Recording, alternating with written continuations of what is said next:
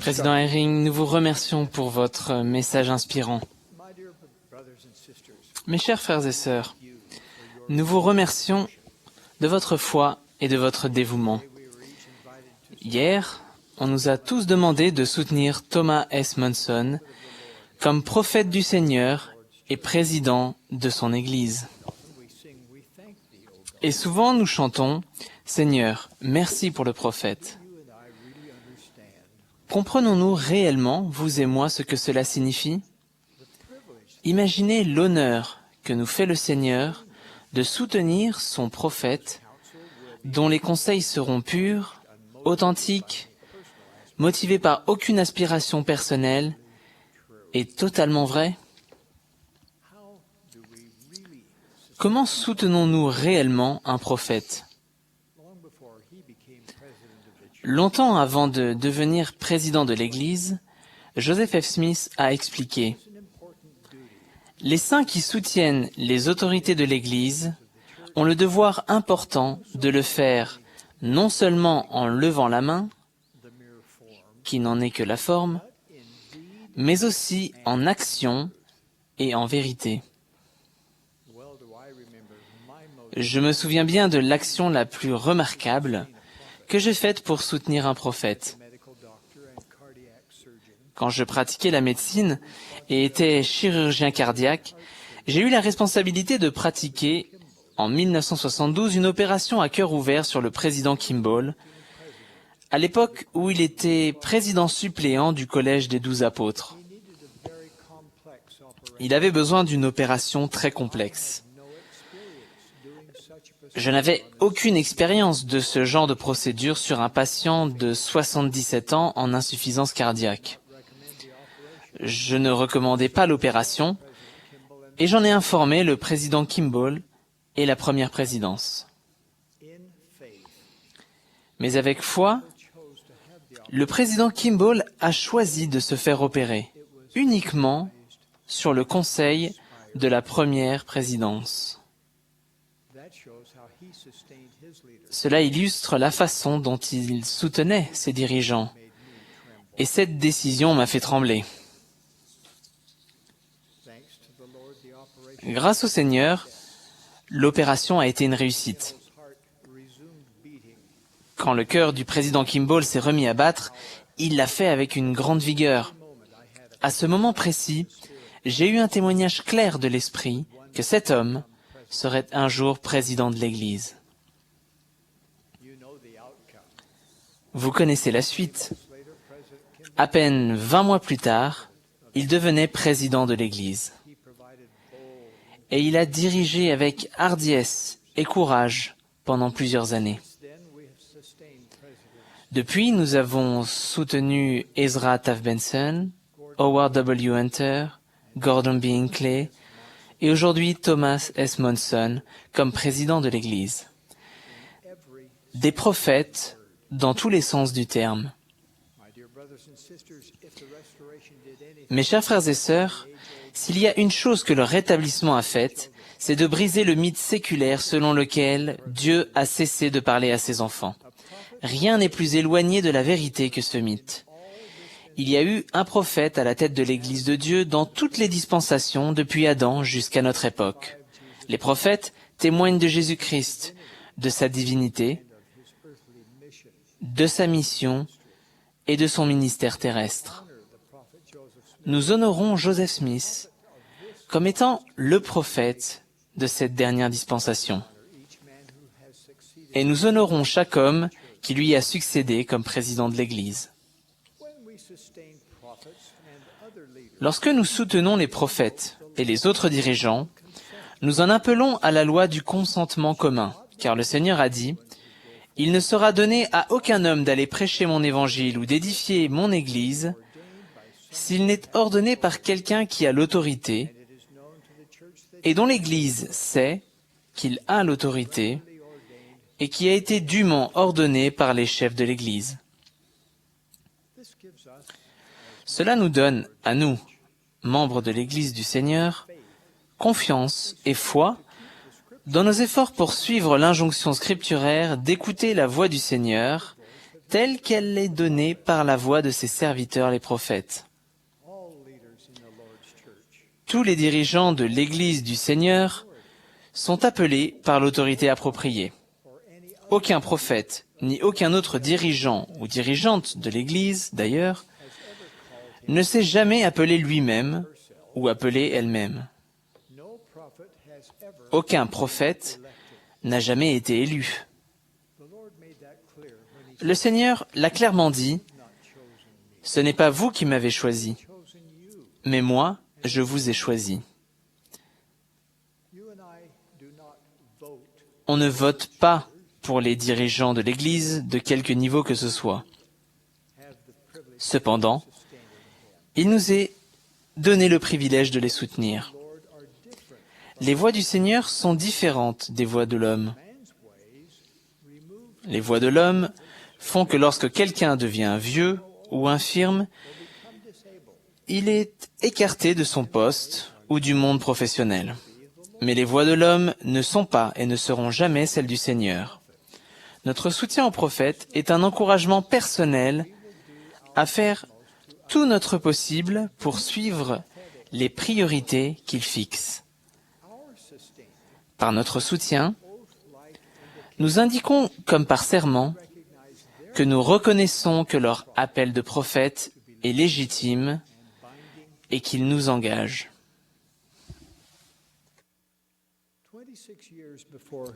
26 ans avant de devenir président de l'Église, George Albert Smith a dit « Lorsque nous levons la main, l'obligation que nous contractons est des plus sacrées. Cela ne signifie pas que nous continuerons tranquillement de suivre notre chemin et que nous sommes disposés à laisser le prophète du Seigneur diriger cette œuvre. Cela signifie que nous le soutiendrons, que nous prierons pour lui, que nous défendrons sa réputation et que nous nous efforcerons de suivre les instructions que le Seigneur lui demandera de nous donner. » Fin de citation. Le Seigneur vivant dirige son Église vivante. Le Seigneur révèle sa volonté pour l'Église à son prophète. Hier, après avoir été invité à soutenir Thomas S. Monson comme président de l'Église, il nous a aussi été donné de le soutenir, lui, les conseillers dans la première présidence et les membres du collège des 12 apôtres, comme prophètes, voyants et révélateurs. Réfléchissez à cela. Nous soutenons 15 hommes comme prophètes de Dieu. Ils détiennent toutes les clés de la prêtrise qui ont jamais été conférées à l'homme dans cette dispensation. L'appel de 15 hommes au saint apostolat est pour nous, membres de l'Église, une grande protection. Pourquoi ? Parce que les décisions de ces dirigeants se doivent d'être unanimes. Pouvez-vous imaginer comment l'Esprit doit agir chez 15 hommes pour qu'il y ait unanimité ? Ces 15 hommes ont des expériences intellectuelles et professionnelles variées, et leurs opinions diffèrent sur de nombreux sujets. Croyez-moi. Ces 15 hommes, prophètes, voyants et révélateurs, savent quelle est la volonté de Dieu lorsqu'ils parviennent à l'unanimité. Ils sont attachés à veiller à ce que la volonté du Seigneur s'accomplisse véritablement. Le Notre Père est le modèle dont chacun de ces 15 hommes s'inspire quand il prie. Que ta volonté soit faite sur la terre comme au ciel. L'apôtre qui a la plus grande ancienneté dans l'apostolat préside. Ce système, fondé sur l'ancienneté, fait que ce sont généralement des hommes plus âgés qui deviennent présidents de l'Église. Cela permet d'avoir une continuité, une maturité chevronnée, de l'expérience et une préparation considérable selon ce que guide le Seigneur. L'Église d'aujourd'hui a été organisée par le Seigneur lui-même. Il a mis en place un système de direction remarquable où tout est dédoublé est renforcé. Ce système nous garantit d'être dirigés par un prophète, même si d'inévitables maladies et incapacités surviennent en raison de l'âge. Il y a de multiples contrepoids et protections en place afin qu'aucun homme ne puisse jamais égarer l'Église. Les hauts dirigeants sont constamment instruits afin d'être prêts un jour à siéger dans les plus hauts conseils. Ils apprennent à entendre la voix du Seigneur grâce au murmure de l'Esprit. Quand il était premier conseiller d'Ezra Taft Benson, qui approchait alors de la fin de sa vie dans la condition mortelle, Gordon B. Hinckley a expliqué, je cite, « Les principes et les modalités que le Seigneur a mis en place pour le gouvernement de son Église prévoient l'éventualité de telles circonstances.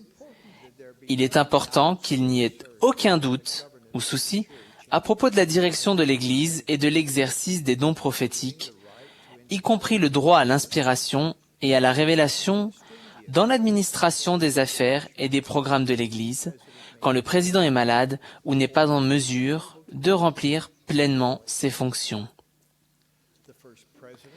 La première présidence et le conseil des 12 apôtres, appelés et ordonnés pour détenir les clés de la prêtrise, ont l'autorité et la responsabilité de gouverner l'Église, d'en administrer les ordonnances, d'en exposer la doctrine et d'en établir et maintenir les pratiques. Le président Hinckley a ajouté, « Quand le président est malade ou n'est pas en mesure de remplir pleinement tous les devoirs de son office, ces deux conseillers fonctionnent ensemble comme un collège de la première présidence. Ils s'occupent du travail quotidien de la présidence. Mais pour toute question de règles, de modalités, de programme ou de doctrine, on a recours à une consultation libre et dans la prière de la première présidence et des 12 ensemble. » Fin de citation.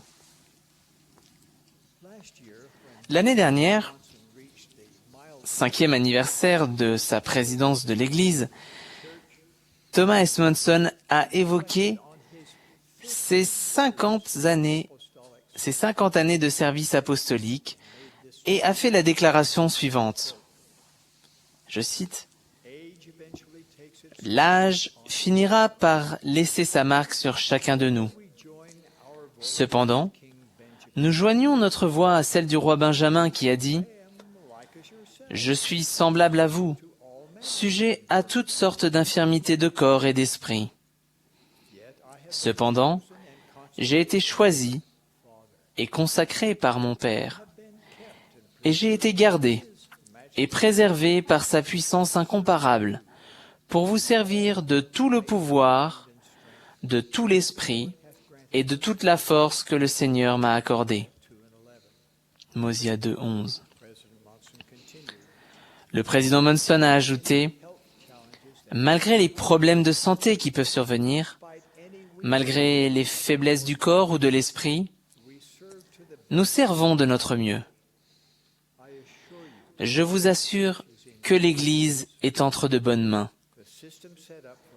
Le système établi de conseil de la première présidence et du collège des 12 nous garantit de toujours être en de bonnes mains et que quoi qu'il arrive, nous n'avons nul besoin de nous inquiéter ou de craindre. Notre Sauveur Jésus-Christ, que nous suivons, que nous adorons et que nous servons, est toujours à la barre. » Fin de citation. Frère Monson, merci de ces vérités. Et merci de votre vie de service exemplaire et dévouée. J'aimerais m'exprimer au nom des membres de l'Église du monde entier pour dire notre reconnaissance unanime et sincère. Nous vous rendons hommage, nous vous aimons, nous vous soutenons, non seulement en levant la main, mais de tout notre cœur et de tous nos efforts dévoués. avec humilité et ferveur, nous prions pour vous, notre cher prophète. Au nom de Jésus-Christ, Amen.